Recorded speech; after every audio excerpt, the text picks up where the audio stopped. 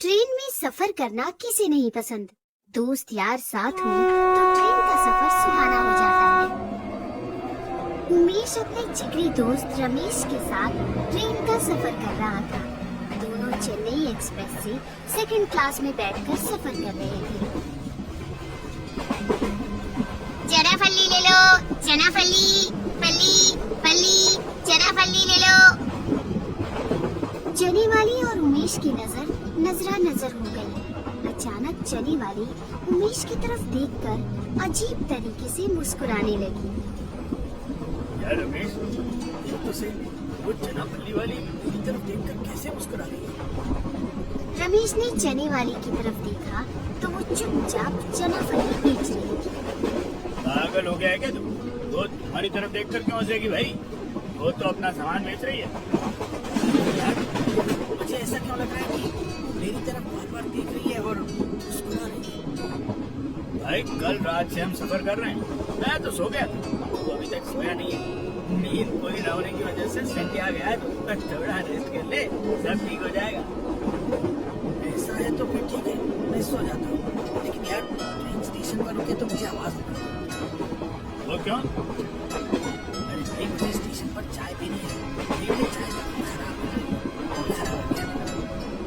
ठीक है मेरे बाप, जा सो जा, मैं जगा दूंगा। लेकिन भगवान के लिए थोड़ी देर अपनी आँख बंद रख। फिर उमेश आंखें बंद करके सो गया। ट्रेन तेजी से आगे बढ़ते हुए रास्ता काट रही थी। तभी ट्रेन एक टनल के नीचे गई और ट्रेन में रात का अंधेरा छा गया। अंधेरा इतना गहरा था कि कोई भी दिख नहीं रहा था। ट्रेन टनल से बाहर आई और अचानक उमेश की आँख खुल गई। उमेश ने देखा कि पूरी ट्रेन में वो बस अकेला बैठा है और ट्रेन पटरी पर रुकी हुई है। ट्रेन में उसके अकेले के सिवाय कोई नहीं है। उमेश डर के मारे चिल्लाने लगा। रमेश, रमेश, रमेश कहाँ है तू? हे भगवान, सब लोग कहाँ चले गए? रमेश ने खिड़की के बाहर देखा तो बाहर भी काफी अंधेरा था। ट्रेन एक ब्रिज पर रुकी हुई थी और ब्रिज के नीचे समंदर का काला गहरा भयानक पानी था। उमेश और ज्यादा डर गया, रोते रोते चिल्लाने लगा। रमेश, रमेश, अरे कहाँ है तू?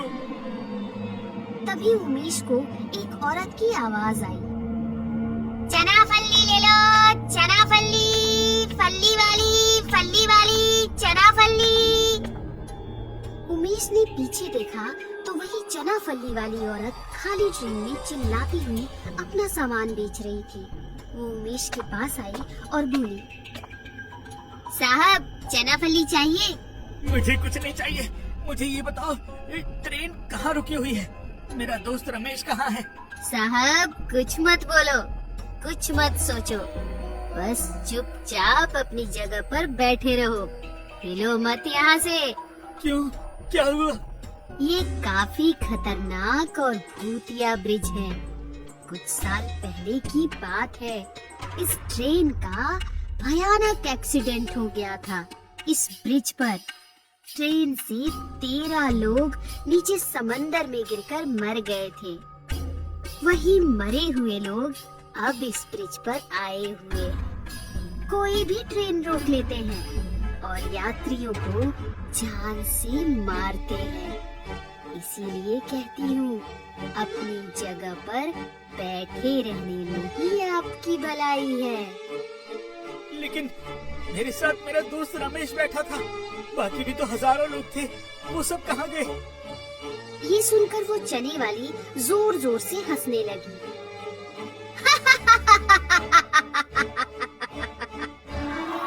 वो हंसती रही और अचानक गायब हो गई।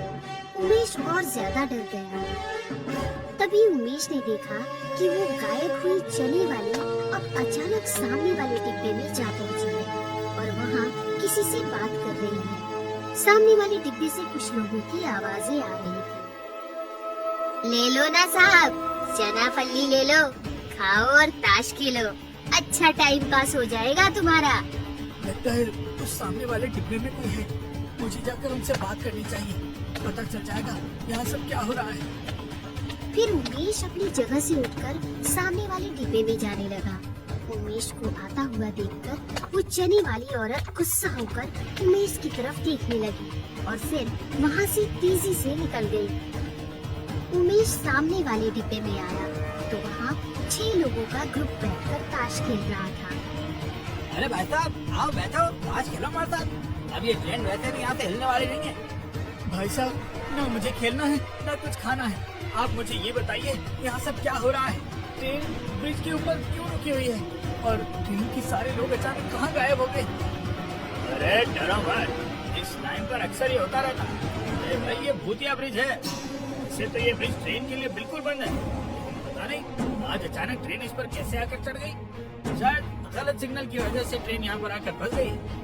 तभी उमेश का मोबाइल नीचे गिर गया और मोबाइल उठाने के लिए वो नीचे झुका तो उसे जोरदार का झटका लगा। सामने बैठे हुए सारे लोगों के पैर बिल्कुल उल्टे थे। उमेश ने उन्हें देखा तो सबकी शक्लें भूतिया थी और सारे के सारे उमेश की तरफ देखकर भयानक तरीके से हंस रहे थे।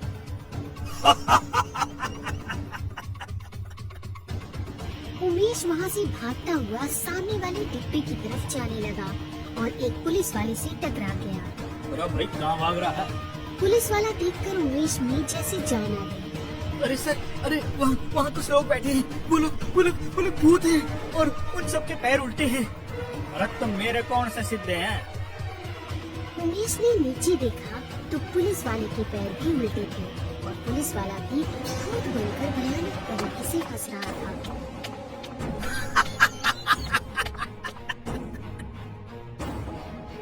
ये देखकर उमेश डर गया और ट्रेन में भागने लगा। तभी अचानक किसी ने उसे बाहर खींच लिया।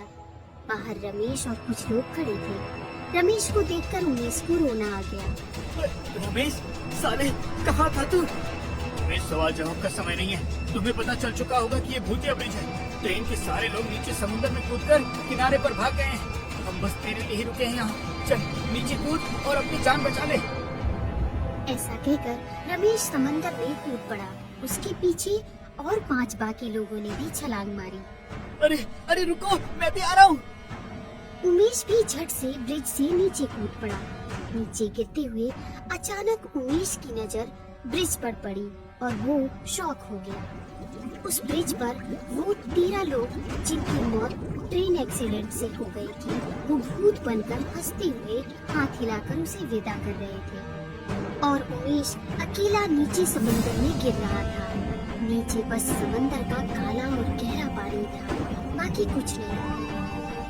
ऊपर ट्रेन के डिब्बे में रमेश बाकी यात्रियों के साथ दरवाजे में खड़ा होकर चीख रहा था। बाकी यात्रियों ने उसे पकड़ के रखा था। अरे छोड़ो मुझे, मेरा दोस्त पानी में गिर रहा है। अरे कोई तो बचाओ उसे। उमेश। और चेन्नई एक्सप्रेस उस भूतिया ब्रिज से निकल पड़ी और बेचारा उमेश समंदर के काले पानी में हमेशा हमेशा के लिए खो गया।